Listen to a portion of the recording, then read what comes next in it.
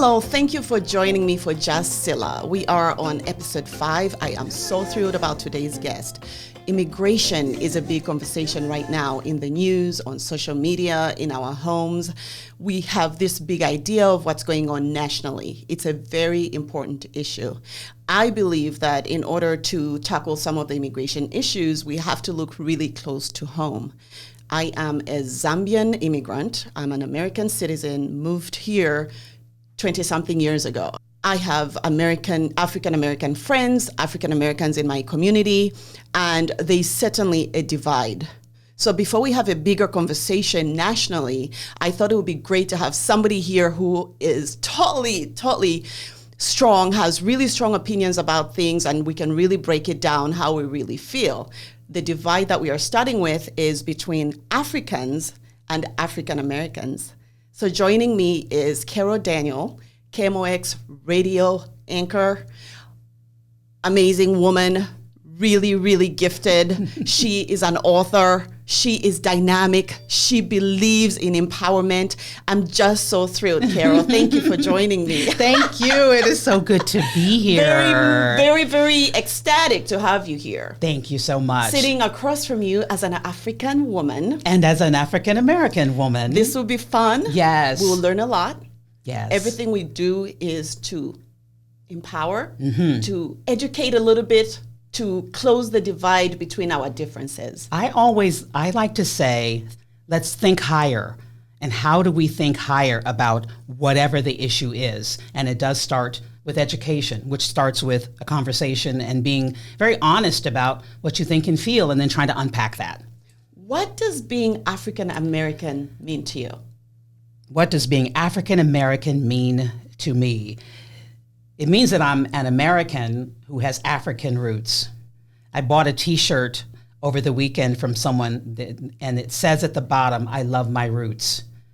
But for so many of us, we don't really know our roots. We just know Africa as this continent, this place that we were sold from, taken from, kidnapped from. Most of us have never been there. And the media that we've seen about it gives us an image of it that may or may not be positive. And so to think that half of you, the African part of you, is something and some place that you don't even know, there's a part of me that's a mystery. There's a part of me, the language, the culture, by culture, the food, family, the village, that we don't even really know. How does that make you feel as a human being? Well, some parts of it over the years, I'm 57 years old now, and over the years, I certainly have felt, I'll admit, a little jealousy of people who do have a greater connection and awareness of their culture. I feel some jealousy about that because it's clear, it's factual, that our language was eliminated, and therefore everything about it, all the culture that was connected to it, was eliminated. And so we've had to matriculate in a country that did not want us, really, for all of us, and wanted us to be something else and get rid of that very real part of us, the African part of us. And so there's, have I felt, who am I? I've had those questions, who am I really? And certainly as a woman, that's a whole nother layer of this. Do you think that jealousy is underlining in the community with the differences that we have as Africans and African Americans? I think there's some ignorance. I'm jealous of the Asian community. I'm jealous of those in the Jewish faith. The faith is their whole life. And so there is this sense that everybody who's Jewish has to go to Israel. Right. But we don't have that as African Americans. Everybody who's African American has to go to Africa. We just don't have that. And so that jealousy is of a lot of different cultures. My husband is from the Virgin Islands, the U.S. Virgin Islands, and even his accent, which he comes in and out of, right? Even his accent tells me that he has a greater connection to his culture for me, than I do. Being African American, when I think about the term African American as an African moving here, yes, I consider myself African American. I hear that. I absolutely hear that. The legal term is when you're Black, you're all African American. That's Right. what we check. That's on what the we check. boxes. Mm-hmm. But when I think about what it really means, I say I am African American, and my children with a father who is American of Right. African heritage, Yes. essentially we would call him African American, is not really African. Right. He has a heritage that goes back hundreds of centuries. Absolutely. That trace back to Africa. So that's a very big distinction with It an is. African, because when I'm here and I'm talking to an African American, we don't have, and I've just arrived, we don't have many shared experiences. We don't have any. So if you go to Africa as an African American, you're a foreigner. Absolutely. And that is so sad. It's so sad. I think of my mother. We had this conversation like 30 years ago. And I don't know if we were watching the news and she heard African American and she said, I am not African American. And I said, well, what do you mean? She said, I've never been to Africa. I've never been to Africa. You cannot, once you've been to Africa as an American of African heritage, Right. that's the only way you understand, Yeah. where you will say, yes, I don't know anything about this continent. But there's an opportunity for discovery. Absolutely. You know, Always. I took my husband to Africa. He did not want to come back. My ex-husband. Oh. He still talks about it. It was such a life-changing thing. Because as an African, I cannot explain to an American of African heritage what it really means to be African. Because I think a lot of our differences are not necessarily that, you know, we there's this perception that one is better than the other. Mhm. I felt that in college. Talk to me about that. When I was in college, I always say, Scylla, that I partied at the University of Missouri, Columbia. And then I got serious at Lincoln University, which is an historically Black college in Jefferson City, Missouri, the state capital. And when I was at the University of Missouri, Columbia was the first time that I'd ever met Africans. So I'm 18 years old, and I'd never met anybody who was fully African, who had come to this country to attend college. I'd never met any. And so friends of mine started dating, one of my friends started dating a young man from Africa. And so we were eating, he cooked, we were eating food, seasoning that we had never, my parents are from Mississippi. And it was just fascinating. You know, his skin, his hair, his language, his accent, everything was something that was foreign to us, but it was so interesting. But there was this sense that African Americans were lazy, and that there were Africans that did not really want to associate with the African Americans on campus. And that was I didn't know anything about that either. And so I'm meeting people from my ancestral home, some of whom were like, here, have this lamb, right? And then there were others who didn't want to associate. So it was confusing. It was such a conflicting time. So I can see where that would feel that way.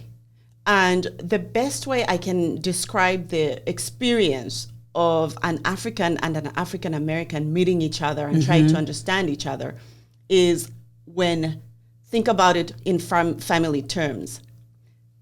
You are a blended family. So basically your parents divorced or whatever the case may be. That's a very good way to and put you it. bring a new family into the home. Right. Straight off the bat, the first week you're going to have some perceptions. That family is lazy. They are not helping. This family is this. Is aloof. They talk too much. They're disrespectful. You create all these things happening in the home based on your first experience of each other. Right. The difference is in a family, you have time to work through it intimately. Right. And there's an intention. There's an intention. To work through it. And through it, you understand over time and you figure out how to work together. And we get to see each other. We would get to see each other as just human beings. Exactly. But if you're attending an African event, you will stand out. It's very subtle cultural differences. It's not necessarily that one is better or the other. There are cultural Absolutely. differences that you can't really explain.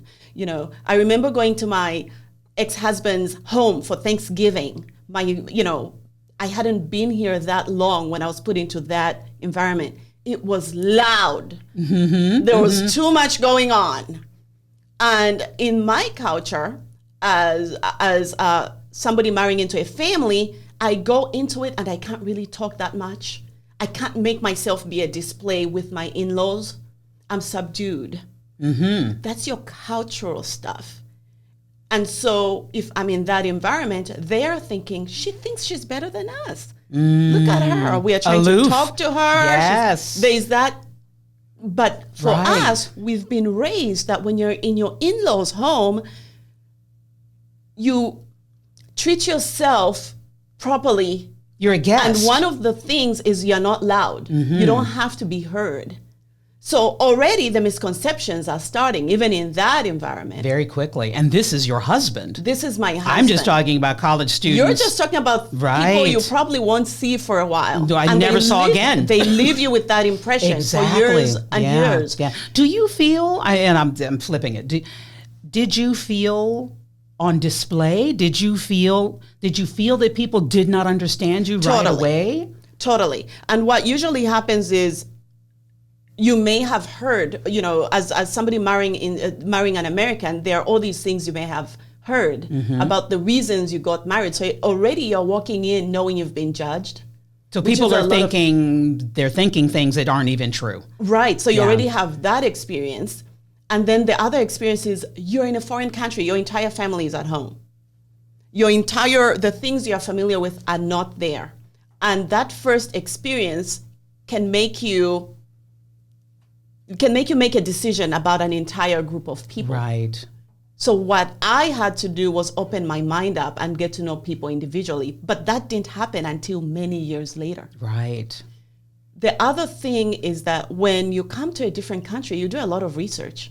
So you're researching African Americans, you're researching white Americans, you're reading the rhetoric, you're seeing movies, and the underlying thing in a lot of movies is that African Americans are violent. They steal. They are violent. It's crime infested. They don't like education. So now it's confusing because that's the rhetoric that is already here, but it's extended to the rest of the world. Absolutely. So you're coming in trying to figure it all out. So you're coming in with a preconceived notion. You're coming in with stereotypical understandings. Right. And we are too. Based on the propaganda that originated from America. And you asked me, what does it mean to be African American? And I'm saying a half of myself, the African part of myself, has purposely been made a mystery, has purposely been made something that is unattractive